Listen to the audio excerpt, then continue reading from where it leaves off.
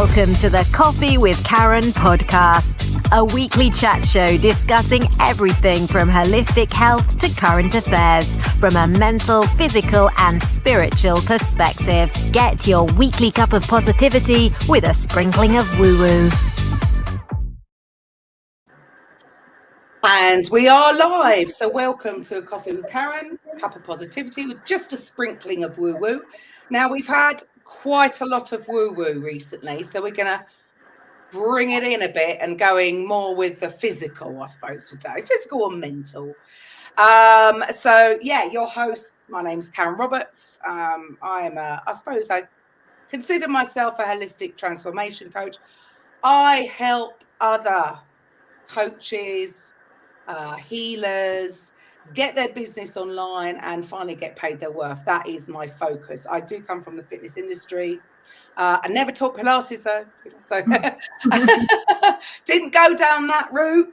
Taught body balance, that was about it. But after 25 years in the industry, I decided to leave. And I suppose my calling now is to inspire other people from the industry, because I do think the pay is terrible unless you set up by yourself.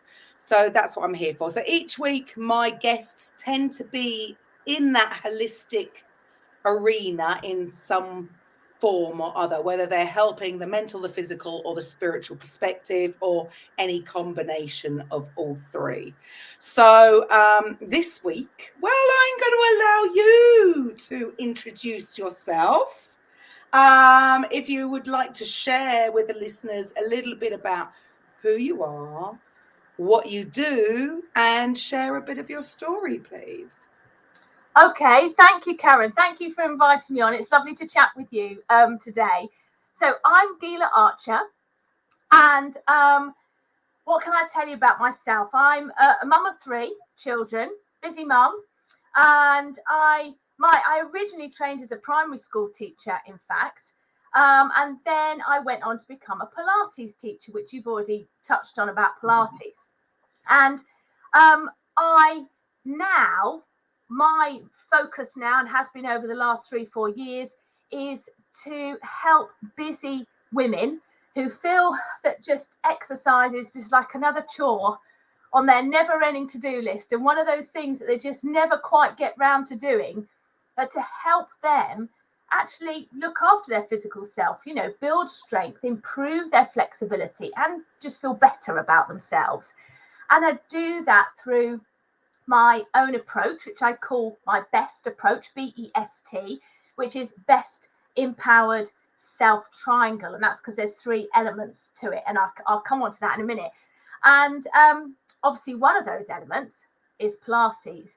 So I teach community classes and so on as well. But my main focus is helping busy women with this. And I've taught Pilates now for over 20 years. And it's something I've practiced myself. I still practice myself. I was always very active. I was brought up in an active family. We always did things. I did gymnastics. I did dancing. I got to quite a high level in both. I competed nationally in sports acrobatics and so on. And I myself, had always, like I say, always been active. And then there was a point where it stopped. And so I've sort of gone through this myself. And it was when I had children. That's what threw me. Because I felt I needed to be their mum. That was my priority, first and foremost. But what I didn't do was then allow any time for me. I did everything for them. That everything for them had to come first. And as I'm sure you and your listeners and everyone will know, it's you do everything for everyone else. You look after everyone else. That's in our nature. We nurture, we care for people. And then you think, right, when I've done everything for everyone else, then I can do some exercise. But you never get to the point where you've done everything for everyone else, because there's always something else to do. And so even though I sort of had this background of, being active and doing and knowing how it felt, I then just really struggled when I had children. And for about 4 or 5 years when they were all very little, I really, really struggled. And through my story, and through my own experience, this is how I've developed this approach, which I now use myself and I use with other busy women as well, in terms of making exercising easier.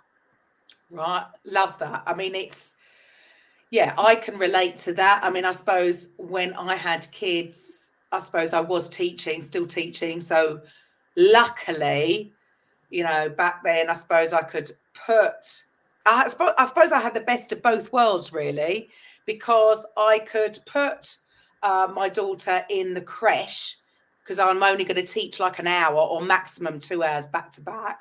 So I had a bit of space. That was almost like I had a break, even though I was still working, but that was my break. So I was forced into doing the exercise, really, because it was my job, right? Yeah. Whereas for a lot of mums, if they're not teaching, it's a different game. And I totally get that, because when I stopped teaching and I wasn't being paid to turn up at that club or that club, all of a sudden, like you say, you find so many other things to do. Well, I've got to do this, I've got to do that. And I had a new job and I really wanted to focus on that. So yes, your own time it comes last. And I totally agree with that. I mean, I'm sure any women out there that's listening in, come on, be honest. Do you ever get through that list? No. So it's got to come, and I totally am behind that, because I let myself go because I wasn't finding the time. Because in your head, it's I've got to drive there, I've got to do the hour, I might have to have a shower, I've got to drive home. I haven't got the time to do that. Yeah, absolutely. And I mean, I did the same. Even though when my children were little, I didn't do any exercise. A bit like you just said, I taught my Pilates. So I went and taught Pilates.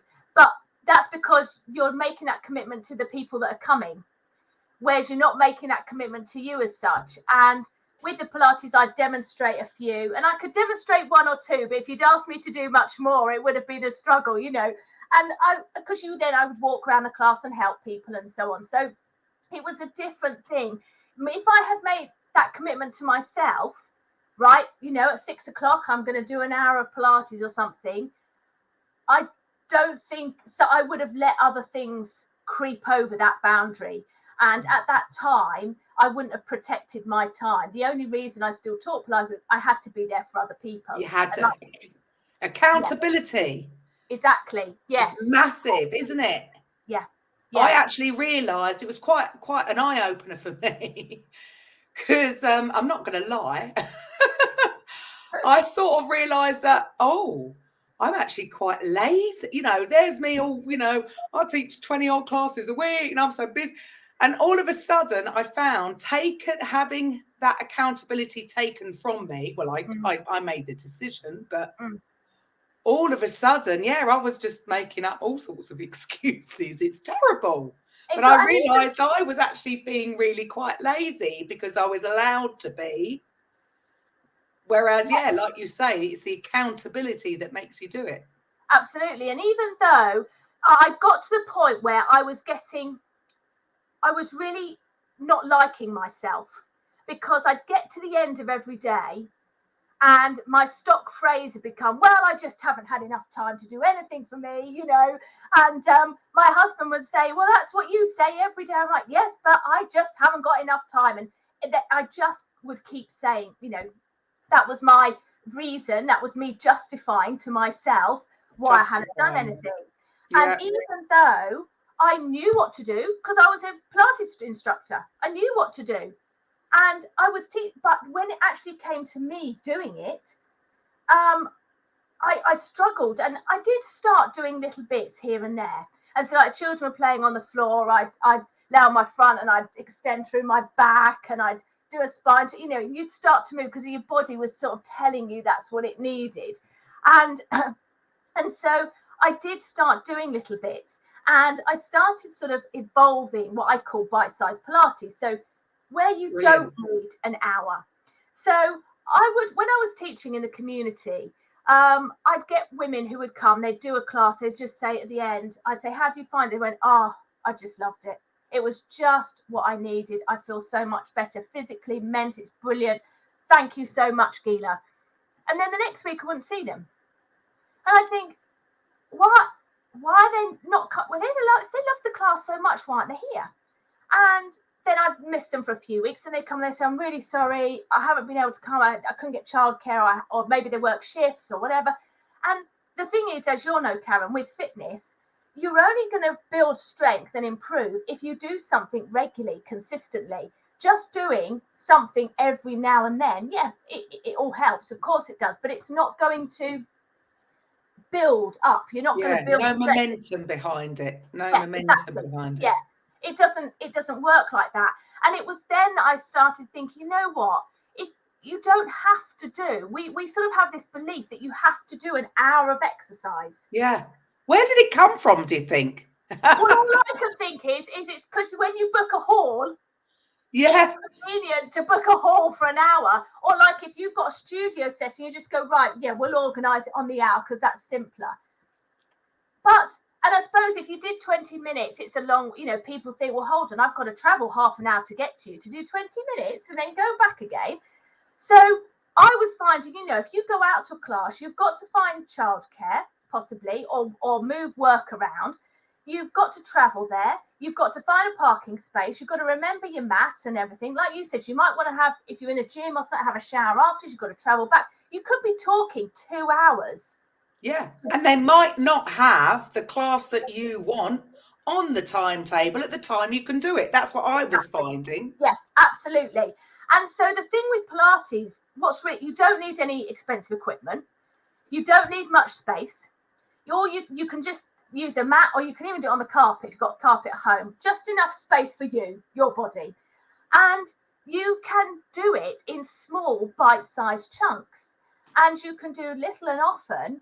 And actually that is more beneficial. And there's research now that shows actually doing little and often is more beneficial than just doing a one-off high-intensity thing every now and then, or once 100%. A week.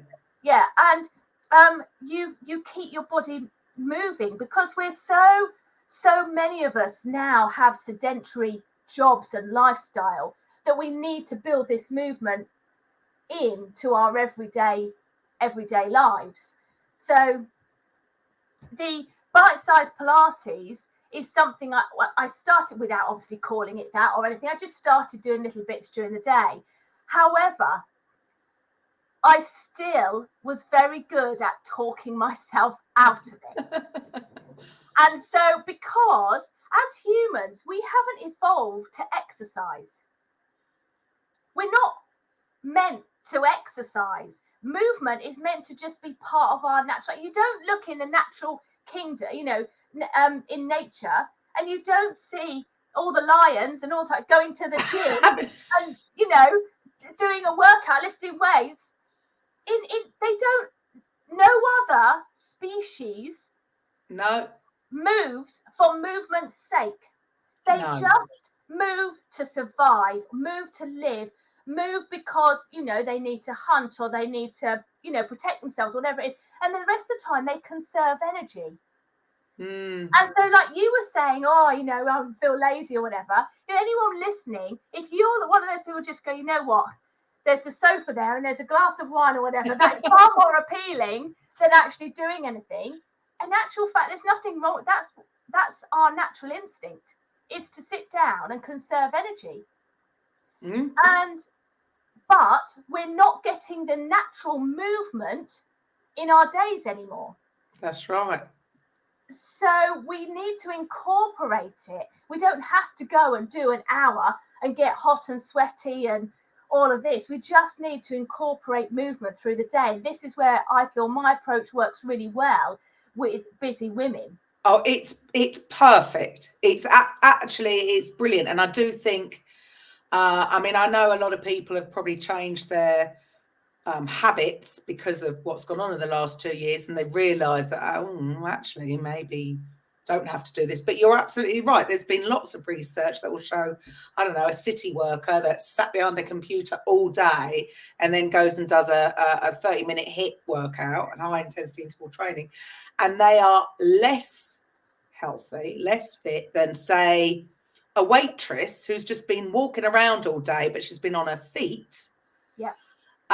There's massive, because we're not designed to sit, and this is what I came online and I'm sat in this chair online. Yeah. It's not healthy. We're not designed to sit here for too long, are we? No, you're absolutely right. Our spines were not made for sitting. They don't like sitting. It's a bit like sugar for our teeth. It's not good. And it's about, so you're more likely to injure yourself actually by doing a one-off HIIT session where you just throw yourself into it than actually doing something regularly. And that's one of the really good things about Pilates is it focuses on rebalancing your posture, addressing any weaknesses and so on. So that's what, when you're sat all day or sat for your job, or whatever, we get stuck, our spine gets compressed, our hip flexors get weak and tight. We're not using our legs at all. Our posture goes, we become hunched over, or we're looking at our phone all the time and our head's looking down and your neck aches and you get a headache and all of these things. Well, Pilates, Joseph Pilates was ahead of his time because he wrote and created all of these exercises, which obviously we've adapted a little bit now for modern day life. But he did this back in the 1940s, and he could see it happening then. Goodness knows what he'd think of it, all the technology now, and doing things. But it helps to strengthen your core postural muscles, helps you sit up better, helps you breathe better, helps you focus and concentrate better. And actually, if you take 20 minutes away from your computer and you do some Pilates and you do a spine twist, you do a roll down, you loosen up through the spine, you breathe, whatever. Actually, when you come back to the computer, you'll be far more productive than you were before. Right. So it's not just about strengthening muscles, is it? So I think people can have a slightly disjointed perception of what this is all about. And, core strength is everything. Yeah. Everyone focuses on the other muscles, but actually, if you haven't got a strong core, and I have to say that I noticed this as my dad got older, he would struggle to even sit up because it's the core that has gone. Yeah. And if people really, it's all about quality of life.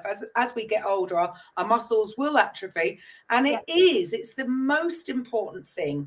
And I think people just think, oh, it's just sit up. No, it's the whole of your core and your back, the whole of the midsection is the most important thing. So I do think Pilates has been totally misunderstood. Yeah. And as we get older, people think, oh, they've got to spend loads of time on the treadmill. Get off the treadmill. Yeah. You really don't need it. No. Yeah. And your core, you're right. This word is bandied around a lot, isn't it? Or your core strength, core whatever. Your core is made up of lots of muscles. It is not just a six-pack. It's not just your abdominals. It's your deep abdominal muscles. There's a muscle called your transversus abdominis, which does exactly what it says on the tin. It transverses your abdominals. It wraps around you like a personal corset. And that's it's connected to your spine through fascia, connected to your rib cage, everything. And your core is the extensor muscles through your spine, these deep abdominal muscles, your waist muscles, your obliques, your pelvic floor, and your diaphragm. And this is what Pilates would say, it's like a box of strength in your center. And it is about, you're right, you need that core strength to do anything else. And I could go on and talk about a whole sort of another related subject here in what I did a lot of work as a primary school teacher with children who have poor coordination, and their handwriting was poor. They struggled with controlling their fine motor skills, and it all came back to their core strength because they struggled to sit up and hold themselves. That's only going to get worse. I have come from the sports injuries and arena for 27 years, and what we were starting to find was actually the children because they've been on their phones or whatever and not been like we would have done in our childhood, climbing. Well, I don't know about you, but I was climbing trees and on the, in the play. And so we naturally, without doing a workout, we were naturally strengthening our core. And it was something that I hadn't thought about either. And it was only when, children were coming with backache. You're not supposed to get backache when you're a child. And it was because they didn't have a strong core. So I think you're going to be a bit busy moving forward, Gila, because everybody, and not just the adults, but even the children are going to need this just for general, forget the rest of it, just for general health and well-being. It's a vital component.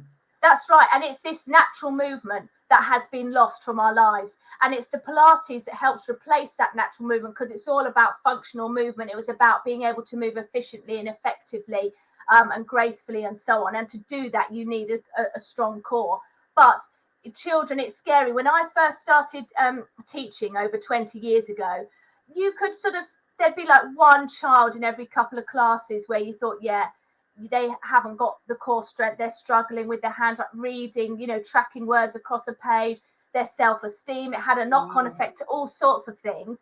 And then when I did some consultancy work as a freelance consultant with physical development and so on, going into nurseries and early years settings, and you just saw more and more children that were having a delay in key milestones, like being able to sit up, like at 8 months or whatever, being able to crawl, being able to hop on one leg, because they're not doing these things in their natural environment. Yeah.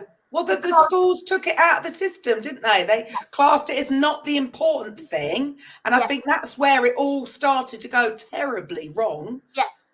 Yeah. Because it wasn't given the important, they've got to study that, but they weren't thinking big picture. And actually, well, if you're not a healthy body, and as you said earlier, it's not just about that, it's about thinking clearly and having the energy and everybody's been labeled with ADHD. It's because they weren't running around in the playground enough and using up the energy. I mean, it's so crazy to think that that's been going on for the last, I don't know how many years now. Yeah, exactly. And I mean, one of the things I did when I was teaching was, if children struggled with their handwriting and things like that, there was no point practicing more handwriting.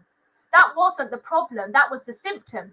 The cause was that they hadn't got that core strength. So I actually did physical literacy intervention programs with schools, and got children doing moves that actually, if you look at them and you do Pilates, you'll see that it's Pilates-based movements with the children. Obviously, made a bit more fun and imaginative and so on, but getting them to do that, because it is so important as children, as we grow up, and then, as you touched on, as we get older as well, because our balance can be affected, our muscle mass is affected, our posture is affected, and so on. And if we want to carry on living active, independent lives, we need to maintain our strength and our posture and our balance. 100%. I do think that's it. I can't remember the stats, but I can remember being told years ago that actually with the elderly, it's probably the biggest cause of death, but it's not written down as such, because it could be that they've had a fall, so they haven't had the core strength for the balance. They've had a fall and then something's happened from that, or they've got pneumonia from that. So what is on the death certificate might be different, but actually go back and the root cause would have been not enough strength and balance, which is all going to be linked with Pilates, because in order to balance, you need to have a strong base, that strong core. So to me, it's really everything from children all the way up till the elderly. It's really across the board, isn't it? It is, yes. And the core strength and the balance, I mean, this is something I do a lot of work in my classes with women, is balance, because although our balance can deteriorate as we get older, it doesn't have to, as long as you keep practicing. You don't use it, you lose it. Exactly, yeah. And if you've got that core strength, and you build up your body awareness and everything. So then if you do happen, you're less likely to trip, but if you do trip, you're able to regain your balance more easily. You know, I've got a lady who in my membership who is 76, and she told me that last week she went and walked up Snowdon, and she didn't, you know, it was rocky paths and all over the place, and you know, I know she walks a lot and does styles and things, and she said she had no problem, really enjoyed it, and she puts it down to having done Pilates with me over the last 14 years. I would agree, absolutely, and like you say, it's not about something that you do one time. I know everyone's looking for that quick fix, but there is no quick fix. But it is the consistency of it, Yeah. and yeah. I mean, age is I totally agree. Age is just a number. I see people age when they stop. I've noticed it in myself. Look, I mean, I'm not quite elderly yet, but you know, I'm 50, and I have noticed the difference, just not being as agile, as quick, and it really is. It does make you realize how important exercise is, and it's not about what you look like. You know, forget all that. It's not about having, you know, the six pack. I mean, I wouldn't say no to one, but I don't know whether I could be bothered. To be fair, No. I'm past caring. Yeah, but exactly. But it's not for me. That is similar, Karen, in that it's not really how I look. You know, I've had 3 children. You know, it's not going to be how I looked when I was 20. But you know what? I feel strong. I feel strong in my center. I feel, and I can do all those things that I want to do. I still do ballet. I do aerial silks. I do, which I took up a couple of years ago, something I'd always wanted to do. And it's Pilates that's enabled me to do that. I go walking with my family. We go out. We do all sorts of things, and I just join in. And I'm not letting, you know, age determine what I can do. I'm, you know, you keep doing it. But going back to the physical benefits of Pilates are huge. But one of the things for me was the mental benefits of it as well. In that often I would get to teaching a class, and you know, you just had one of those days, and like especially when I was teaching, and you never know quite what energy levels the kids are, you know, what's going to happen, and it's busy, and it's just like, oh crikey, I've got, you know, books to mark and this and that, and get to Pilates, and I'd be thinking, oh, I've just got a bit of a headache. I could really do with just going home, and just, but I had to be there because I'd made that commitment to them. And the minute I stood in front of the class and I rolled my shoulders back and closed my eyes and took a deep breath, I was there. And then all of a sudden, even though I wasn't even doing half the class, because I was teaching it and walking around, by the end, life just felt so much better. It was like all of a sudden I could cope with everything again. It wasn't overwhelming me. It was, I'd just taken time to stop. Yes. Taken time for me. And the biggest thing, it was just the breathing, because Pilates, the breathing is really important. And breathing properly and fully and everything, and just you know, sort of just slowing that pace down. And with the Pilates as well, one of the things I like about it is I sort of feel like it's a moving meditation. So it's because you have to concentrate on engaging your core muscles, holding your body. You have to concentrate perhaps on opposite arm and leg, and what you're doing, and your breath and everything. And because you're concentrating so much on that, you forget everything else. Everything else that was flipping around your head. So you're actually also in the present moment. Yes. Which is just so important. You're right. I've never thought of it like that before. But yeah, you're right. It is like which is actually in a way, I wouldn't say better or worse. I wouldn't, but it is, because you are conscious with it. So it's like a conscious meditation, which ideally is brilliant, because you're bringing all of that into your daily life, rather than meditating and then getting up and getting all stressed and everything. You're getting into the habit of doing it consciously. So yes, I can see how beneficial that is from that, everything that you've said there, the Yeah. whole, and you even, I could see you even do it as you, Yeah. it's that Yeah. relief Yes. and release. Yes. Massive. Absolutely. Massive. Yeah. So then you're looking at it not just from the physical perspective, you are looking at it from the mental, but also, like it or not, there is the spiritual in there anyway. I'm not talking about religious, I'm talking about the spiritual. So actually you are focusing on all three of this. And Joseph Pilates said, so, you know, I can't remember the quote exactly, but, you know, he called, it wasn't called Pilates. He didn't call it after himself. We've named that. He called it contrology. It was his system of controlling the body and so on. And he said contrology is the combination of the mind and body and spirit. And so he talks about that as well. And it's all of those things coming together. And I think, therefore, as well, the reason of just doing a little bit here and there, it just, like you say, it intersperses into your day and just makes, when we're busy women and we're juggling hundreds of things, and you're like, we get so distracted as well in modern day life of it, you know, an email pings, you get a notification, then a kid shouts and something else happens, then, you know, it's, you can become mentally exhausted very quickly. Yeah. And then everything just feels like too much. I can't cope. And then the last thing you want to do is to think about doing any exercise, because you know what? You've just had enough of the day. Yeah. But it's not exercise. So it's like, right, let's just cross exercise off your to-do list. You haven't got to exercise. All you need to do is move.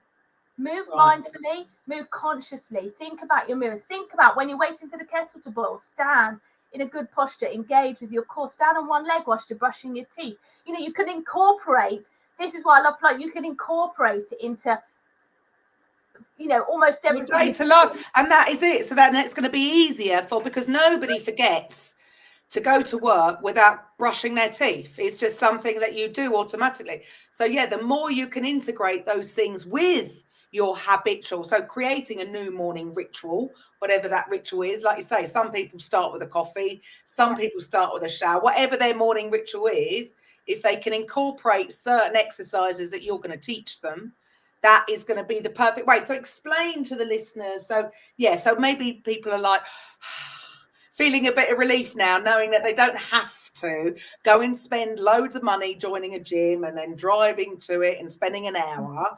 So what do you offer that is, you know, that these people that have just breathed?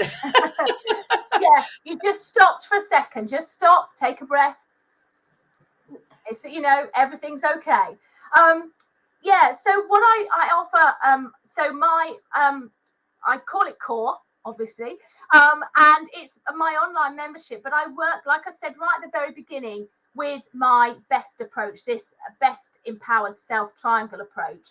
And it's not just an online library of Pilates workouts, and you're left to it, because there's plenty of those. And I know myself, touching back on my experience, that I could be the best Pilates teacher in the world and you could have access to hundreds and hundreds of Pilates workouts, but unless you have these two other elements of my triangle in place, you're not going to do it. Because it's like sifting through YouTube or whatever. It's just like, oh, what workout shall I do? It's another decision to have to make. That takes energy. And you talk yourself out of it. Well, you haven't got time. I haven't got time to log on and find a Pilates workout to do. And then I've got to find that. Then I've got all the washing in the way. And then, an email's popped up and whatever. And you know what it's like. You just never get to it. So the other two elements are having a positive mindset. That's one. And having powerful habits. And so one of the big things that I do with my members and work with them is a little bit of coaching side as well, to get them to think about sort of their identity and the expectations they have of themselves. So my identity was always I was busy, and I was proud of that identity. I'm busy, and I haven't got time for anything. I haven't got enough time for me. I'm busy. And it's sort of a badge of honor that we often wear. That is like, is like, you know, people say, oh, how are you? Oh, I'm good. I'm busy. But actually, is that good for us? No. Because, yeah, our brain, it just becomes frazzled, we become mentally exhausted, we're not productive, and then we don't look after ourselves. And also another thing, like I said at the beginning, was I was a giver. You know, I'd look after everyone else first and didn't feel that I was important. You know, I was left to the end, and of course, you never got to look after me. So I talked to my members about their identity. You know, maybe they're a procrastinator and they just procrastinate on, you know, keep putting off the exercise and doing things, or whatever it might be. And we talk about that and the expectations that we have of ourselves and that society has of us as well, in that feeling because we're a woman, we should be able to do everything. And we should be able to juggle family life and career and work and the household and whatever, and look after ourselves. And, you know, we're not super women. We're not superwoman, I should say. But of course, we are super women. But it's choosing what's important for us. We can do everything, but it doesn't always benefit us. And having these expectations of, well, women can multitask and women can do this and women can do that, you know, or, well, you should exercise. And I wonder how many people listening in have said to themselves, well, I should really do some exercise today. Because I used to say that to myself, I should really do.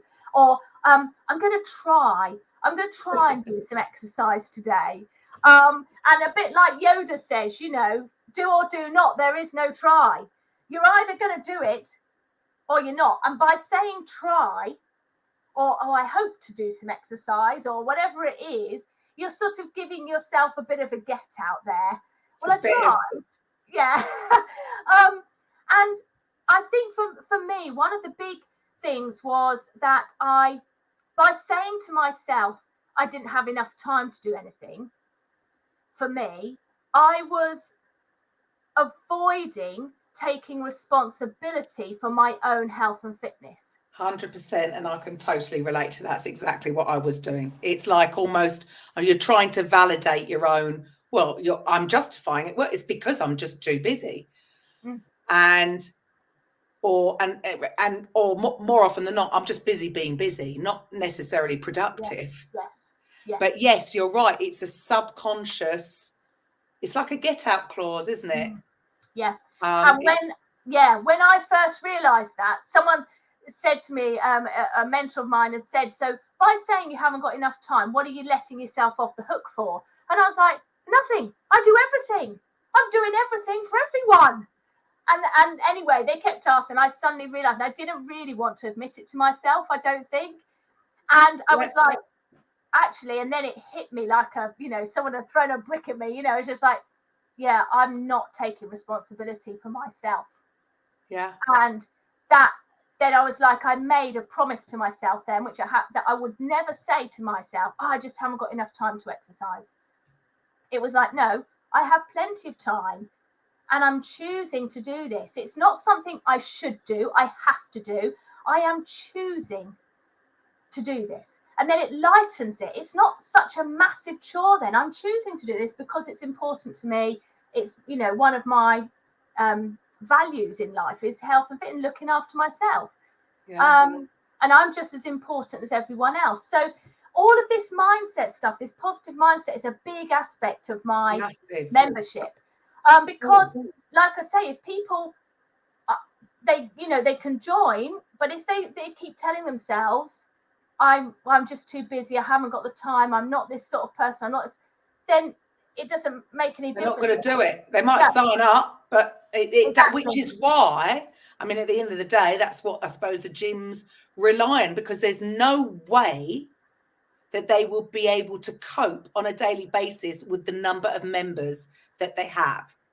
Yeah. They're relying on that fact. They know this, that people aren't going to turn up because they're doing what we both were doing. And I hold my hands up 100%.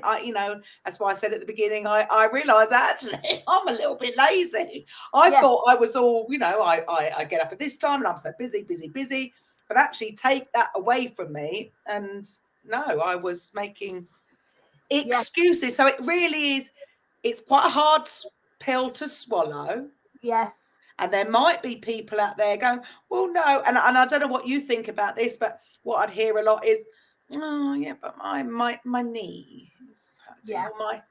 And again, it's the same kind of thing, isn't it? It's actually, well, if you actually did the Pilates, maybe it wouldn't hurt.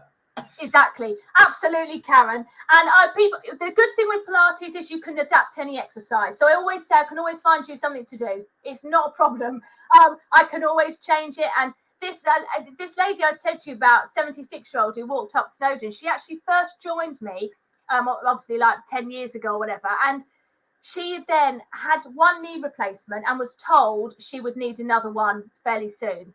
And I adapted all the exercises for her because of her knees. She couldn't kneel down and so on. Anyway, she's never had that other knee replacement. She's never needed it because she's done Pilates since then. And she can now kneel on both knees. She's got full range of movement in her knee and everything. And that's from just doing it all the time. And she said, a lot of my members as well had said they feel stronger now doing the bite-sized Pilates little and often than just doing it once a week because they're doing it. I had another lady who said she was out with her husband and son building a dry stone wall, rebuilding this dry stone wall. And she's almost 70, I think, and she was lifting these, stone slabs and everything. And they kept complaining that their backs were aching. And she was like, and she said at the end of the day, she went in and did her Pilates. Next morning, up, ready to go again. And her husband and her son are like, oh, I can't do any more today. She's like, come on, what's the problem? Because, and then like she said, that's because she's done Pilates for years with him before and she does it regularly. But one of the other things I'd like to touch on is this. So we've got your positive mindset. We've got the bite-sized Pilates, but the third aspect is also having these powerful habits. And this is something that's really helped me and helped my clients as well. And we talk about a whole range of these different things in the membership. But one thing that I think really helps busy women or help people who are listening is to have a plan. So don't just say, well, I'm going to try and do some exercise today and let it just roll on and on and on to the end of the day, because by the end of the day, time runs out, you're feeling tired, you think, oh, I haven't got any energy, whatever. Find a time and write it down. Like you've got an appointment with the dentist or you've got an appointment for a meeting. You have an appointment with yourself, and at 10 o'clock on a Monday morning is when you do Pilates, for example. And that is non-negotiable, except, and I'll come on to that in a minute, but you don't just go, well, I'll just answer these emails first, or 10 o'clock, no, that's when I do Pilates. And how long are these bite-sized chunks? About 20 minutes. Right. Yes, so everybody could find, if they're honest, yes, no matter how busy you are, you could either set your alarm 20 minutes sounds like a lot less pressure, doesn't it, than an hour? Absolutely. It's far easier to find 20 minutes of uninterrupted time than it is an hour. And are you suggesting they do 20 minutes in the morning? And is it more, or is it that just once a day? You just do it once a day. I have different levels in my membership. So some women like to do more, that's fine. Or they get on a roll, and actually once you're in the zone, you're like, actually, I'm just going to do another one and that's fine. But some people do it once, one a day. Oh, enough. Yeah, that's enough. Everybody, if they're honest with themselves, can always book in a 20-minute slot. You've just got to, I bet if you stop scrolling, this is what catches me out, scrolling on social media, before you know it, 20 minutes has gone, hasn't it? And you've gone down some rabbit hole. And actually, if you didn't do that, and like I say, if you've got it planned in, right, I've got 20 minutes, I'm planning this in. You could even allow yourself half an hour. So 10 till 9:30 is when I do my Pilates. So there's a few things here that I'd like to mention. So you have your plan A, but then for busy women, what is really useful is to have a plan B. And sometimes you need a plan C as well, because sometimes your kids are off poorly from school, or sometimes, for the best will in the world, life just throws you a curveball. And so you go, okay, so I'm going to do it at 10 o'clock. However, if I can't do it then, you have a plan B. So if my child is poorly off school and they need a cuddle or whatever, they need looking after, I will do it when they're in bed or when my husband's in from work, or whatever your situation is. If something else happens, then I'm going to do it then. So you have a plan B. So it doesn't just get dropped or lost and then you're left feeling, oh, I really wanted to do it, but this happened. So you have that plan and you write it down and have, like we said right at the beginning, talk to your family, talk to anyone who can help you, hold you accountable to that. So I've even sometimes stuck notes on my bedroom door and closed the door and said, to my children, I'm doing Pilates. If you've got any questions, the answer's no, or go and think for yourself or whatever. If you want a snack, it's no. That's normally the question I get. Can I have a snack now? Give me 20 minutes. Just, communicate with the people you're with, get them to help you. And I, with my members as well, hold them accountable. I'll give them a nudge if I need to or whatever, in a nice way. And so that's one thing. Another thing that we talk about is thinking about where you're going to do it. Because if you are doing it amongst the toys or the washing or with your computer on and the emails, notifications flicking up or whatever it is, it's harder to concentrate. So we talk about having a success space, a little space that's yours. And you can sometimes it could just be down the side of your bed or something. You don't need a massive space, but where you can just maybe have a candle or a plant or a nice picture or just something so you can you get to the point where you look forward to doing it because that's your little time and you can really indulge in that little time. Love that. Brilliant. So it's thinking about when you're going to do it, where you're going to do it, who's going to hold you accountable. So we talk about that, and obviously there's lots of other tools and strategies and things I go through, but I thought that would be a useful thing to mention. There's something that listeners could start to put in place themselves and start to think about. Fantastic, because everybody could do 20 minutes. It's not so, even hearing that, it's okay, 20 minutes, like you say, the time goes by very, very quickly. And so it's starting these, it's the little and often that is going to get you there. So for the list, depending on if you're watching us on YouTube or the blog or just listening on the radio, so people who are just listening on the radio or just listening on the podcast, so don't have access to all your links, how do they sign up? How do they find you? Okay. Well, my website is GilaArcherPilates.com. So Gila is spelled Gila, ArcherPilates.com. You can find me there. I do have a YouTube channel under the same name as well, so Gila Archer Pilates. And if you wanted to try some little bite-sized sessions, there are some on there as well. Obviously, you don't get my support and everything else on there, but you get if you wanted to look me up and try one, then they're there. Fantastic. Yeah, and so mainly, and I'm on Facebook as well. Again, same name, Gila Archer Pilates. So you can find me and then connect with me, and then I can share things with you then. Fantastic. And what has been, I bet, have you noticed even with your clients, and I know you're still teaching, but what do people think about the difference between going and doing a full hour, like you say, might be once a week or twice a week, as to okay, I've got to do it on my own. I've got to log into Gila and I've got to prep my 20 minutes. But have you seen a difference between sort of the two different ways? Yeah, after lockdown, things started opening up. I actually said to my members on Core online, I'll let you know, here are my classes. Some of them are local to me. If you want to come back to the class, you're more than welcome. They're here. And all of them, 100% said, no, we're staying online with you. Because actually works better for me, and I'm actually doing more Pilates now, and I feel stronger and better about myself than I did before.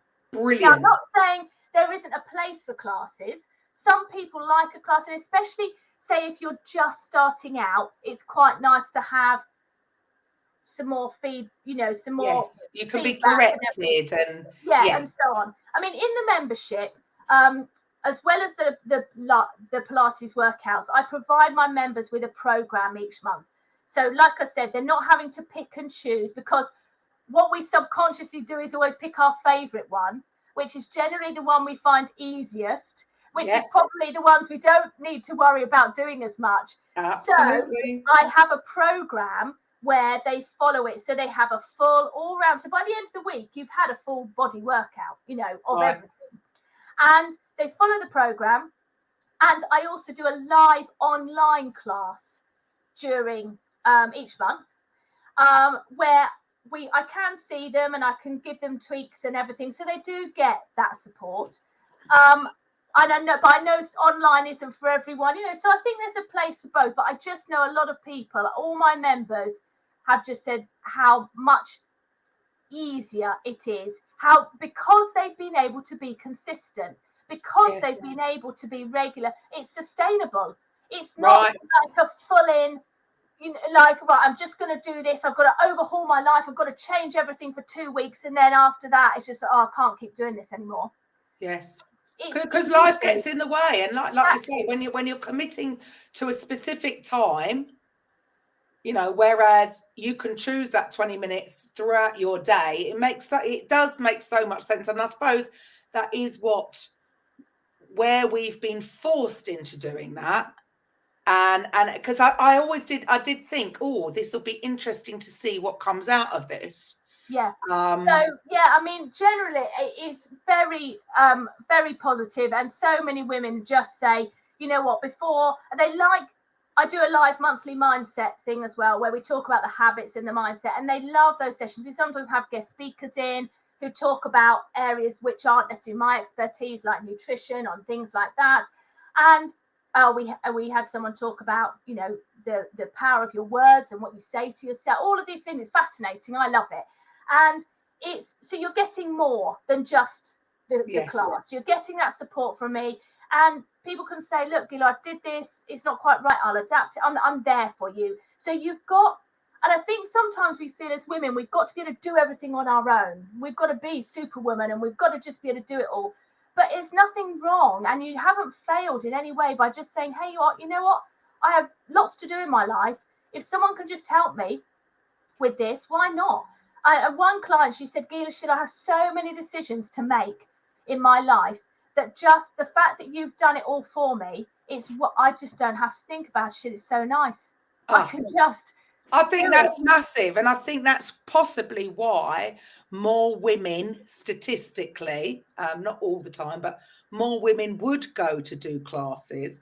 And it's interesting, I taught all sorts of things, and I probably ruined step back in the day, because my head, I used to think they must be bored, so I've got to make this actually more complicated each week. Whereas actually, no, the opposite was true. They like you just said, so many decisions, so many things to think about. I want to just come and not really have to think too much and just do.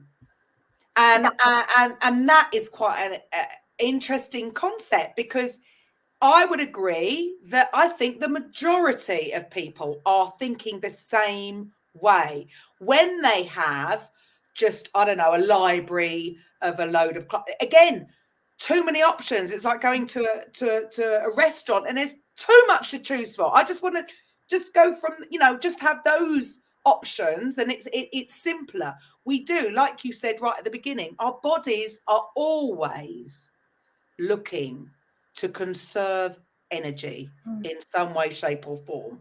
So if the busier they are, they just want you to tell them what to do.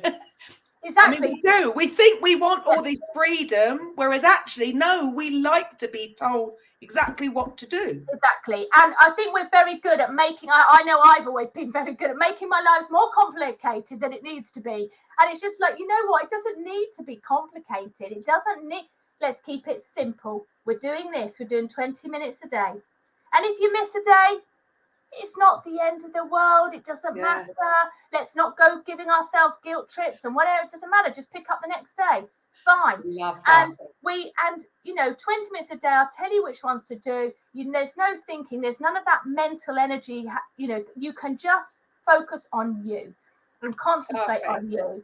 And I mean, I go through all of this and touch a bit more on my story and the work I've done with children and my approach and everything in a book I've written as well, which should be available. By the time this airs, it should be available to pre-order, if not actually published.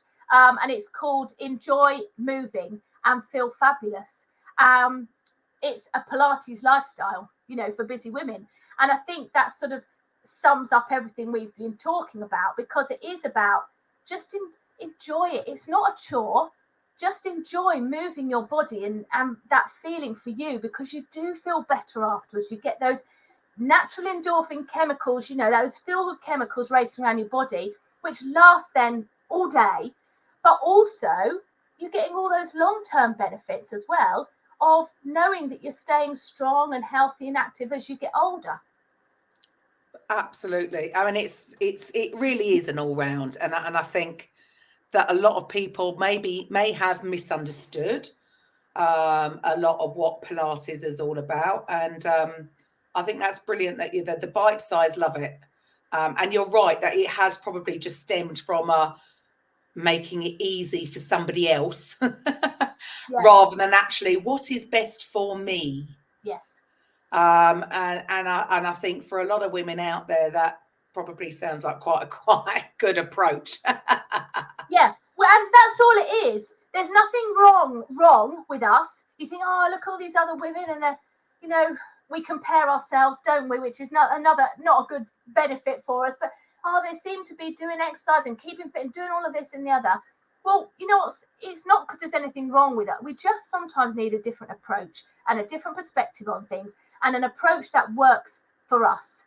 Rather than just sticking to the same way that it's always been done. Why do that if it's not working for you? Yeah. Well, that's what seems to have come out of that, I suppose. It is and you're right there. It's just always been done.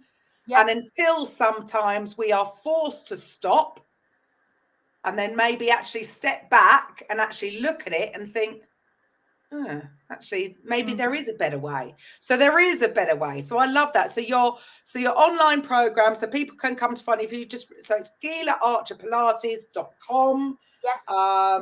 If you want to have a slightly different approach that you're not going to get elsewhere, you're not going to get in your local gym, and look at how much you're going to, even save time and money, because you don't have to actually do all of that and take so much time out of your day. You can fit it around your lifestyle with you and your family. So and then feel better in yourself as a result.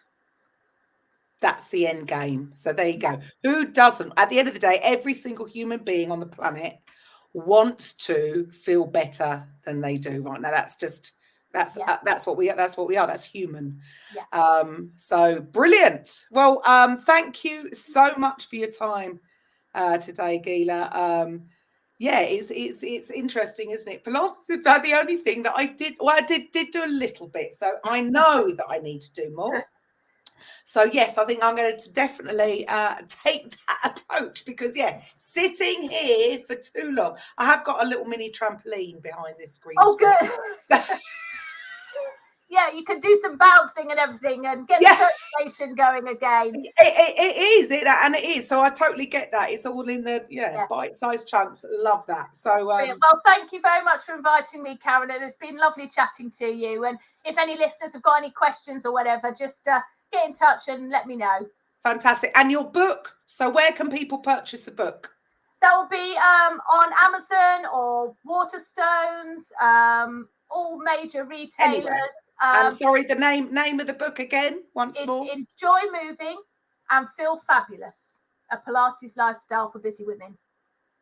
Brilliant. So for all the busy women out there, get in touch with Gila. There you go. So thank you for your time once again, and to all the listeners out there. Well, I will be back next week with a coffee with Karen. Bye for now. Welcome to the Coffee with Karen podcast, a weekly chat show discussing everything from holistic health to current affairs from a mental, physical and spiritual perspective. Get your weekly cup of positivity with a sprinkling of woo-woo.